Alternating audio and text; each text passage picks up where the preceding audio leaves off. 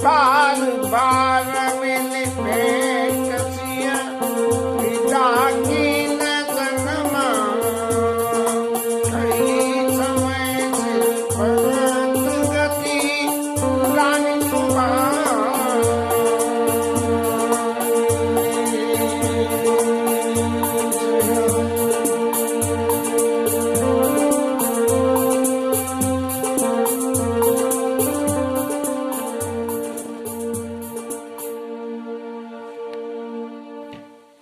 जानकी जी को अपने विश्राम स्थल से विदा करने के बाद राजा जनक और सुनैना रानी ने आपस में जो संवाद करा है उसकी कथा का प्रसंग आगे चलता है। पति पत्नी के बीच में कहीं शोक सभा में या ऐसी गंभीर जगह पे जाने में ये रात का ही समय होता है जहाँ दोनों बैठ के आपस में सलाह करते हैं। बाकी दिन के वक्त में तो सब इधर उधर की होती रहती है।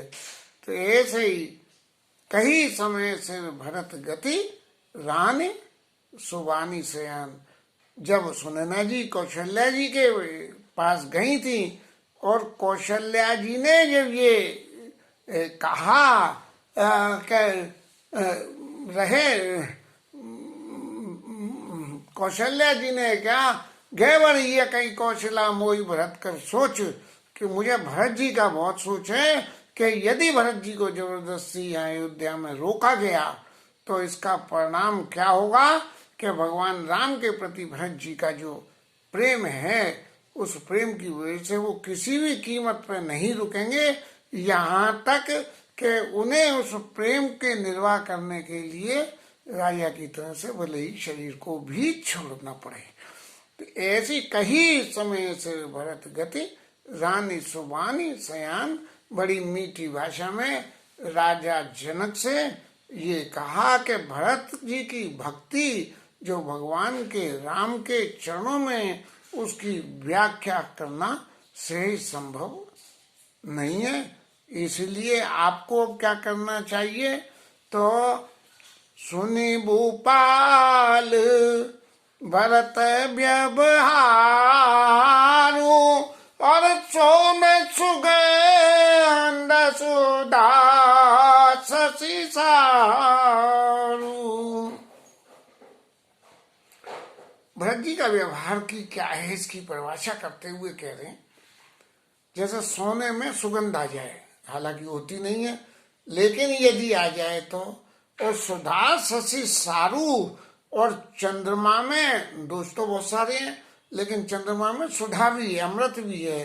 तो ऐसे ही जो है खाली चंद्रमा में अमृत ही अमृत रह जाए, हालांकि ये असंभव बात है। लेकिन मुंडे सजल नयन पुलकेतन और सुयस सराहन लगे मुदित मन, ऐसा कह के कि भरत जी का व्यवहार जो है सोने में सुगंध के समान है। राजा इतने प्रेम से विभल हो गए कि उन्होंने अपने नेत्रों को मूंद लिया और नेत्रों को मूंद के और भरत जी के चरित्र की कथा को कहने लगे। और क्या कहा राजा जनक ने कि सावधान सुनी सुमुखी सुलोचनी, हे सुलोचनी सावधान होकर सुनना। हालांकि जो भरत जी की दशा थी इसका दूसरी व्याख्या तो हम ये भी कह सकते हैं कि भी रानी को खुद ही अपने मन में सुनैना जी को यह विश्वास था कि भरत जी की चरित्र ऐसा है, या तो उन्होंने कई सारे से भरत ने रानी सुबानी सयान बड़ी मीठी भाषा में यदि किसी की बुराई भी करनी हो तो मीठी भाषा में उसकी बुराई कर दो, क्योंकि जनक जी तो टिका लगे हैं जिसके सब कुछ भूत भविष्य वर्तमान जिसके सामने रहता है, तो उसके सामने अगर किसी की बुराई करनी हो तो कैसे करें। तो उन्होंने कुछ भी ऐसा कहा होगा, इस मामले में गोस्वामी जी हमारे साइलेंट हैं। और लेकिन ऐसी विचारधारा तो विरोधी पक्षों की हो सकती है, रामायण का समर्थन करने वाली की कभी भी ये व्याख्या नहीं होगी कि सुनैना जी ने भरत जी की कोई बुराई करी है। तो जब सुनैना जी का ये विचार भरत जी के प्रति जो उन्होंने सुना समझा, तब भरत जी की महिमा को विचार करते हुए सुनैना जी की श्रद्धा भरत जी के प्रति और बढ़ाने के लिए कहने लगे कि सावधान सुनी सुमुखे सुलोचनी भरत कथा भव मंद विलोचनी। ये संसार के बंधन को छुड़ाने के लिए ही भरत जी की कथा है। भैया संसार का बंधन छूटे कैसे? भाई संसार में रहोगे तो संसार के नियम को मानना पड़ेगा, और संसार का नियम तो संसार में बांधने के लिए ही होता है, तो छूटेगा कैसे?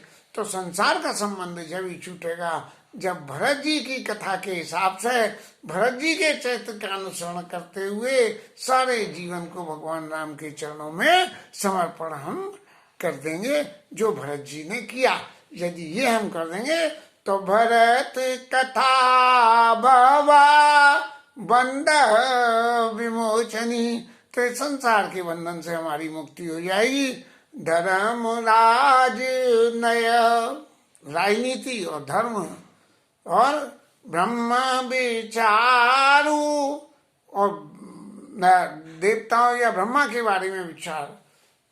जनक जी कह रहे हैं कि मैं धर्म के हिसाब से बहुत कुछ जानता हूँ, और राजर्षि हूँ तो राज के बारे में भी, राज की नीतियों को जानता हूँ, और ब्रह्मर्षि हूँ इसलिए ब्रह्म विचार के बारे में जानता हूँ। या जता मति मोर प्रचारू, तो यहाँ जब मैं इन तीनों बातों को लेके और भरत जी के बारे में जब विचार करता हूँ, तब मेरी बुद्धि मुझसे क्या कहती है ये अब आप सुनिए। क्या? सुमति मोरी भरत माई माई, कहे का चला चुअती न छाई। ये जो मेरी बुद्धि सब जगह इतनी तरह से पास हो गई कि धर्म, राजनय और ब्रह्म विचार, इन तीनों की डिग्रियां क्वालिफाई करने के बाद भी मेरी बुद्धि की स्थिति ये है कि मेरी बुद्धि सो भरत जी की जो महिमा है उसकी छाया को भी छल से भी नहीं छू सकती है। सहज भाव से छूने की तो बात और है, कोई छल करके कहे का छला छुअती न छाई। भरत जी की छाया को भी, भरत जी को छूना तो बहुत दूर की बात है। मैं खुद भी नहीं समझ सकता हूँ कि भरत जी आखिर है कौन सी मिट्टी के। ये जो है ये भरत जी की महिमा क्या है। विधि गणपति आई पति शिव शारदा, कवि को बुधा बुद्धि विशारद। विधाता गणेश जी कोई भी किसी भी तरह से कोई कितना चतुर हो वो भरत चरित की रति कर तूती। भरत जी की कीर्ति, उनका चरित्र, उनके काम करने के तरीका, कीरत करतूती, और धर्मशील गुण विमल विभूति। धर्म के आचरण करने का तरीका और उनका शील, उनके गुण और जो उनके काम करने की जो शुद्धता, विमलता है, उसको समुझत सुनता सुखद सब काऊ। वो जो भी कुछ करते हैं उसमें कोई भी काम ऐसा नहीं है कि जिसके करने से किसी को भी दुख पहुंचे। उसमें सबका ही हित होता है। सर्वे भवन्तु सुखिनः वाली नीति से समुझत सुनत सुखद सब काऊ। शुचि सुर सरी रुचि निधर सुधाऊ। ये भरत जी की कीर्ति गंगा जल से भी ज्यादा पवित्र है और अमृत से भी ज्यादा जो है वो लोगों का हित करने वाली है। अमृत तो सिर्फ जियाता है, मरते हुए को अमृत जिंदा कर देता है, लेकिन भरत जी तो जो है इसको जीव को संसार सागर से पार कर देती है। जो भरत जी के मत को, भरत जी के धर्म के विचार को, भरत जी की राजनीति को, भरत जी की विमलता को, भरत जी के यश को जो गान करे, उसके लिए जो है ये भरत जी की कीर्ति उसके लिए गंगा जल से ज्यादा पवित्र और अमृत से ज्यादा हितकारी है। निरवधि गुण निरुपमा पुरुष,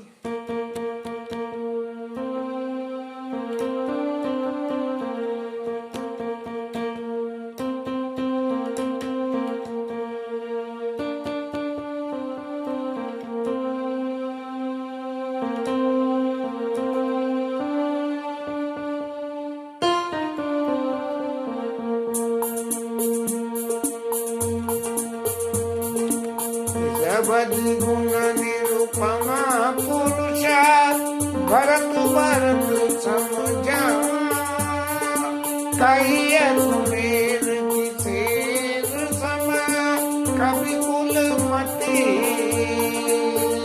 सब जान, कहिए सुमेर की शेर सम, कवि कुल मति सब जान। भरत जी के संग में किसी भी चीज की सीमा नहीं है, निर्वधि, कोई सीमा में बंधन नहीं है, निरुपम, इनकी कोई उपमा ही नहीं है। भरत जी क्या है? बोले भरत भरत समझान, भरत जी भरत ही है, इनके बराबर दूसरा कोई नहीं है। अब चल पहले प्रसंग चलने दो। कहिए सुमेर की शेर सम, कभी 1 किलो के वजन को सुमेरु पर्वत के समान कह सकते हैं, और यदि कोई भरत जी की तुलना किसी भी तीसरे से करता है तो वो कवि की मति का संकोच ही है, कवि की मति का नादानता ही है, इससे ज्यादा कुछ भी नहीं है। अगम सगम बर नहीं बर वर्दी मनी जिमी जली नमीन नमीन, इतनी अगम है कि किसी के भी वर्णन में नहीं आ सकती है। जिमी जली ही नमीन गम धरनी, जैसे कि बिना जिम जद बिल थल रह न सकाई, कोटि बात कोई करो उपाय। जब तक थल नहीं है तब तक जल नहीं होगा, थल के ऊपर ही जल टिकता है, और मछली पानी से ही रह सकती है। ऐसे ही भरत जी की महिमा इतनी है कि अगम सगम वर्णत नहीं, जित नहीं, सभी तरह से अगम है, ये सब काम हो जाए, लेकिन भरत जी की महिमा का कोई पार नहीं पाया। जैसे भरत भरत अमिता महिमा सुन रानी, जानाई राम न सकाई बखानी। भरत जी की महिमा इतनी अमित है, उसकी कोई सीमा नहीं है, इसीलिए भगवान राम ही भरत जी की महिमा को जानते हैं, दूसरा कोई नहीं जानता है। और भगवान राम जो जानते हैं उसका वर्णन भी जाने ही राम न सके बखानी, भरत जी की महिमा का बखान तो राम जी भी नहीं कर सकते हैं, इतनी ज्यादा भरत जी की महिमा है। और लखे लगो बंधु बुद्धि सकुचाई, और करत बदन पर भरत बढ़ाई। भगवान राम को ये संकोच होते हुए कि छोटे भाई के रहते हुए भी उसकी बुद्धि की, उनके गुणों की सराहना मैं कर रहा हूँ, उनको करनी पड़ गई। और ये गोस्वामी जी ने लिखा कि लख लख बंद बुद्धि सकुचाई, करत बदन पर भरत बढ़ाई। सामने सामने भरत जी की बड़ाई कर रहे थे, लेकिन ये इनकी बुद्धि को संकोच आ गया कि ऐसा मुझे नहीं करना चाहिए। इतनी महिमा है तो जाने ही राम न सके बखानी, बरन सप्रेम भरत अनवाऊ, तिय जिय की रुचि लखे कर राऊ। इतनी भरत जी की महिमा का वर्णन करने के बाद में और राजा जनक ने अपनी पत्नी सुनैना की इच्छा को देख के, ये समझ के कि मेरी इतनी सारी बातें इनके समझ में आ गई हैं, तो अपना मन की बात को कहने के लिए उन्हें अवसर मिल गया और उन्होंने कही कि क्या होना चाहिए अब। बहुर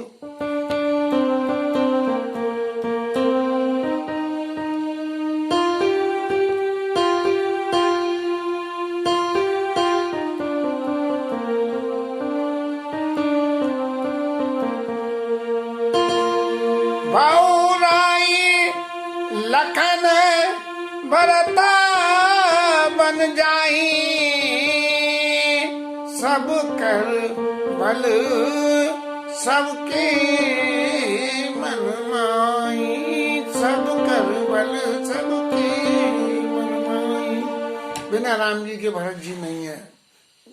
जहाँ राम जी है वहाँ भरत जी का रहना बहुत जरूरी है। तो इसलिए क्या हो कि बहुराई लखन जी को तो वापस भेज दो और भरत जी उनके संग वन में चले जाएं।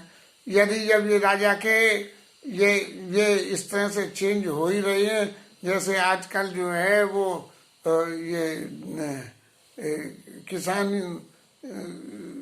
किसान आंदोलन के बारे में जो हो रही है, जब वापस होना ही है तो पूरा ही क्यों न वापस हो जाए किसान आंदोलन। तो ऐसे ही मैं क्या लक्ष्मण जी तो वापस चले जाएं और भरत जी उनके संग चले जाए। तो बोले भैया जब जो बंधन तोड़ना ही है तो राम जी को भी वापस बुला लो।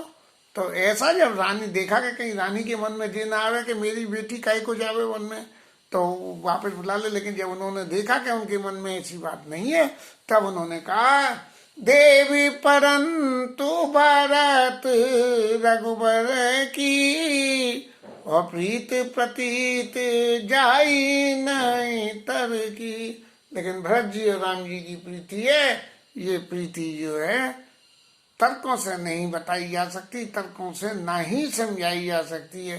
भरत अवधि स्नेह ममता की, यद्यपि राम सिय समता की।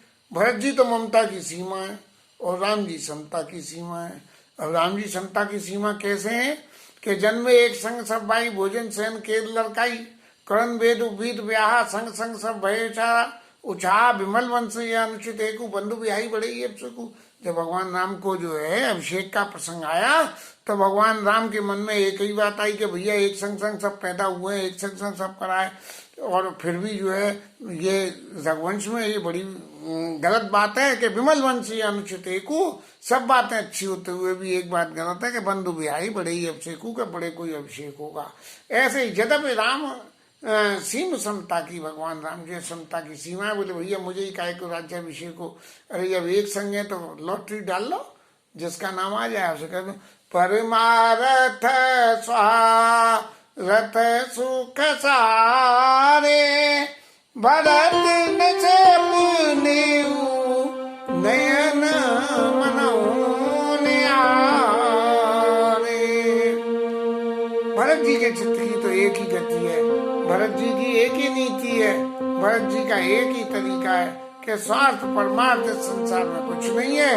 जो कुछ है सो भगवान राम के चरणों की सेवा और उनकी इच्छा जो है उसी इच्छा को पूर्ति करना ही इस संसार में सबसे बड़ा धर्म है। साधन सिद्धि राम पद नेऊ, मोइला की पारत भरत मत एऊ। यदि जीवन में किसी भी किए हुए कर्म का, कोई साधन का कोई फल मिलना हो तो साधन सिद्ध राम पग नेहू, भगवान राम के चरणों में ही प्रेम हो, इससे ज्यादा और कुछ हो नहीं, ऐसा मुझे अंदाज पड़ता है। अब भगवान के राम के चरणों का प्रेम, किसी का प्रेम पाने के लिए, किसी का स्नेह पाने के लिए सबसे ज्यादा जरूरी होता है कि हम उसकी आज्ञा का पालन करें। बिना आज्ञा के पालन करें उनका जो है स्नेह प्राप्ति नहीं होता है। कभी कभी हंसी मजाक या दिल्लगी में जैसे हमारे बाबूजी की स्थिति थी कि हर बात में अपनी बात को रखने के लिए किसी सीमा तक चले भी जाते थे, और बाबूजी यदि किसी सीमा पर जा रहे हैं तो उसको फुलफिल करने के लिए मैं खंबे की तरह से खड़ा रहता था। तो लोग वाग मुझसे ये कहते थे कि बाबूजी को बिगाड़ने में तुम्हारा भी बड़ा हाथ है, वो जो कहते हैं वो तुम करते हो, यदि तुम वो करना छोड़ दो तो बाबूजी इतने न बिगड़े। खैर जो भी है, इस समय की बात है, लेकिन बाबूजी जीवन में कभी नहीं बिगड़े। उनके जीवन का चरित्र जो है वो वास्तव में ही मेरी नज़र में अनुकरणीय है। और व्यक्ति में दोष तो हर किसी में होते ही हैं, लेकिन गए गुण पय तज अब गुण वारी, और निज वश जगत कीन उजियारी। संत का लक्षण तो यही है कि दूध दूध संत की तरह, वो जो है हंस की तरह से दूध दूध पी जाए और पानी पानी छोड़ दे। बाबूजी ने ऐसे ही सबके गुणों को ग्रहण करा और जीवन में जितना भी उतार सके उतारा। उनसे जो कुछ मैं सीख सका सो मैंने उतारा है। अब भोरे भरत न पेलिहई, मन सम राम न जाय, करियन सोच सने अवस, कहे खाई।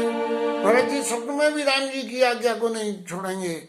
इसलिए अगर आप ये चाहो कि हम चाहें ऐसा हो जाए, तो आपके किसी के चाहे से ऐसा कुछ नहीं होगा। जो राम की चाहे सोई होई, करे त्रास नहीं कोई। ऐसा ही भगवान जैसा चाहेंगे वैसा ही सब होगा। और राम भरत गुण गणता सप्रीति, निशिदम पति पलक समुदिति। बस पूरी रात ये जनक दंपति की भरत जी के गुणों की चर्चा करते करते बीत गई। और राज समाज प्रातः जुग जागे, नाई नाई सुर पूजन लागे, गे नाई गुरु पर रघुराई, बंदे चरण बोले रघुबाई। अब सुबह नहा धो के स्नान करके राम जी गुरु जी के पास पहुंचे, क्योंकि ये 4 दिन हो गए हैं और कोई अभी नतीजा निकल नहीं रहा है इस आंदोलन का। तो उसका निकालने के लिए राम जी गुरु जी के पास जाके बोले, नाथ भरतपुर जन्म तारी, शोक विकल बना बात दुखारी। देखो बाबा गुरु जी महाराज, भरत जी, सब लोग, राजा जनक, इतने दिन हो गए सब लोग यहाँ वनवास के संकट को सह रहे हैं। ये लोग राज समाज है, राजसी परिवेश में रहने वाले लोग वनों में रह के संकट को जोड़ लें। इसलिए महाराज इन सबका ही तो उचित हो तस कीजिए नाता, हित सब ही कर रौरे आता। आपकी याद में इन सबका हित महाराज, इसलिए जो उचित हो कर अस कही अति सकुचे रघुराव, मुनि पोलंगे लखी शील सुभाव। बस ऐसा कह के भगवान राम बड़े संकोच से कि महाराज सब आपके ही आते हैं, और अपनी गर्दन झुका के और ऐसे बैठ गए। तो गुरु जी महाराज उनकी उस शीलता को देख के बड़े संकोच में होकर शरीर में पुलकायमान हो गया। तुम बिनु राम सकल सुख साजा, नरस सरिस दुराज समाजा। राम जी महाराज आपके बिना दोनों राज समाजों को, ये सारा समाज, सांसारिक समाज जो है वो नर्क की समान है। और आपकी क्या है कि प्राण प्राण के जीव के, आप प्राणों के तो प्राणों और जीवों के भी जीवो। भगवान राम की जो प्रवृत्ता है उसके व्याख्यान गुरु जी ने कर दिया। और जीव सुख के सुख धाम, तुम तजितात सुहात जिनई तिनई विधिवाम। अब महाराज ऐसा है कि तुम्हें छोड़ के यदि किसी को घर अच्छा लगता हो तो उसको तो बिठाता ही वहां में, क्योंकि जीवन का सारा सार तुम सुनियो। सो सुख धर्म कर्म जरि जाऊं, जन राम पद पंकज भाऊं। वो सब कर्म धर्म बेकार है जहाँ आपके चरणों में प्रेम नहीं है। जोग जोग ज्ञान अज्ञानो, जन ही राम प्रेम परिधानो। आपका प्रेम नहीं है तो सब बेकार है, चाहे योग हो, चाहे कुयोग हो, चाहे सुयोग हो, चाहे ज्ञान हो, चाहे अज्ञान हो। तुम बिन दुखी सुखी तुम ते, तुम जानो जिया जो जी। तुम बिन कौन दुख है ये और कौन सुखी है ये तुम अच्छी तरह से जानते हो। और राय आय सो सिर सबई के, विदित कपाल गति सहुनीगे। ये कौन के मन में क्या क्या बातें, ये सब बातें तो तुम खुद भी जानते हो। और आपकी आज्ञा गुरुजी महाराज, सब सिरोधारे। नहीं नहीं नहीं, कुछ गलत हो गया। गुरुजी महाराज कह रहे हैं सो सुख धर्म कर्म जरि जाऊं, जन राम पद पंकज भाऊं। जो कुछ हो ज्ञान अज्ञानो, जान ही राम प्रेम प्रदानो। तुम बिन दुखी सुखी तुम ते ही, तुम जानो जी। राम जी आप जानते हो कौन तुम्हारे बिना दुखी है, कौन तुम्हारे संग दुखी है और कौन तुम्हारे संग सुखी है। राव राय सिर सभी के, विदित कपाल गति सबनी के। राम जी महाराज आपको तो सब कुछ मालूम है क्या। आप आश्रम में धारे पिए आओ, भविष्य नहीं लग रहा हूं। नहीं, ये तो बीच में बदल गई भाषा, यहाँ नहीं है प्रेम प्रदान। तुम बिन राव राय से कोई महाराज पता नहीं है रामायण में ही है या मेरे बोलने में है, क्योंकि ऊपर तो बोल रहे हैं गुरुजी महाराज कह रहे हैं कि प्राण प्राण के जीव सुख के, नहीं मैं ही भूल पे हूँ। प्राण प्राण के जीव सुख के सुखधाम, तुम तात स्वात के जिन्हीं तिन्हीं विधिवाम। और फिर आगे गुरुजी ये सभी बातें कह रहे हैं कि तुम्हारे बिना जो दुखी है सुखी है वो तुम सब जानते हो, इसलिए।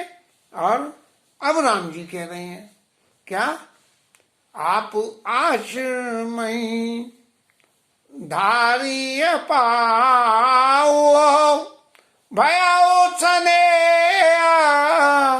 शिथिल मोनि राऊ।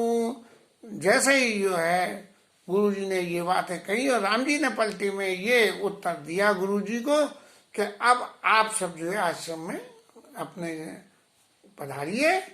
और ऐसा सुन के कि राम जी जाने की कह रहे हैं, राम जी के स्नेह से कि देखो हमारे स्नेह के वशीभूत होके और हमसे कह रहे हैं कि हम लोग तकलीफ पा रहे हैं, इसलिए आप सब जो है अपने स्नेह से करी प्रणाम तब राम सिधाए।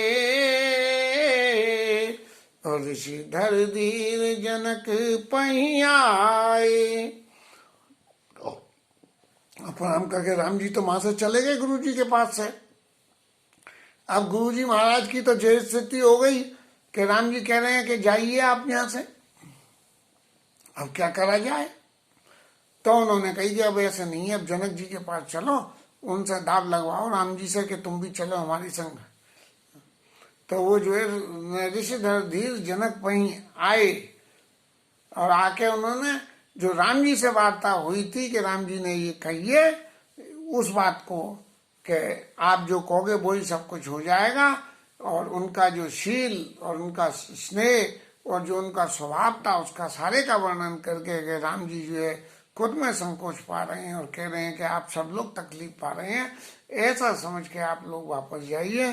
तो महाराज अब हमारी मेरी बुद्धि तो जवाब दे गई, क्योंकि मुझसे तो उन्होंने जैसे किसी से हम कह रहे हैं कि महाराज अब आप जाओ विश्राम करो, आपके बूते की कुछ नहीं है, ऐसी सी बात हम किसी से बोल दें तो शील और स्नेह के वशीभूत होके कि मैं आप आश्रम में धारिय पाऊं और भय उसने शिथिल मुनि राऊ। उन्होंने कह दी कि तुम आप आश्रम में चले जाओ। ये सुन के ही बड़ी शरीर में उनके शिथिलता आ गई कि मुझसे तो कह दी कि आप जाओ यहाँ से। अब मैं तो क्या बोलूं महाराज, जब मुझसे कह ही दी जाने की तो मैं बोलूंगा क्या। तब महाराज अब कीजिए सोई सब कर धर्म सहित हित होई, सब कर धर्म सहित हित होई। इसलिए महाराज अब आप ऐसा करिए कि सब लोगों का धर्म भी रह जाए और हित भी हो, ये दोनों बातें हो जाए। मेरे तो बूते की है नहीं, मुझे तो ये कह दी कि आप आश्रमीय धारी पाऊँ, इसलिए अब मैं ज्यादा तो खैर क्या बोलूं। राम जी जो है ब्रह्म परमेश्वर है, उनकी आज्ञा को मैं कैसे टालूं, लेकिन आप कुछ कर सकते हो, इसलिए आप ये जाके कहिएगा, ज्ञान निधान सुजान सुचि। आप ज्ञान के निधान हो, चतुर हो और पवित्र हो, धर्म धीर नरपाल। आप धर्म को धारण करने वाले हो और राजा हो। तुम बिनु असमंजस समन को समरथ एई काल। और इन सारी परिस्थितियों में ये देखते हुए, क्योंकि मैं तो कुछ भी करने में अनुपयुक्त सिद्ध हो गया हूँ, इसलिए अब आप ही समर्थ हैं और आप ही करिए। इस विपरीत परिस्थितियों में इस सारे असमंजस को निपटाने वाला आपके अलावा दूसरा कौन समर्थवान है। ये कह के राजा जनक को लेके और फिर गुरु जी जो है राम जी के पास में गए, जिसकी कथा आगे चलेगी। आज कथा का यही विश्राम। हरि नाम कीर्तन।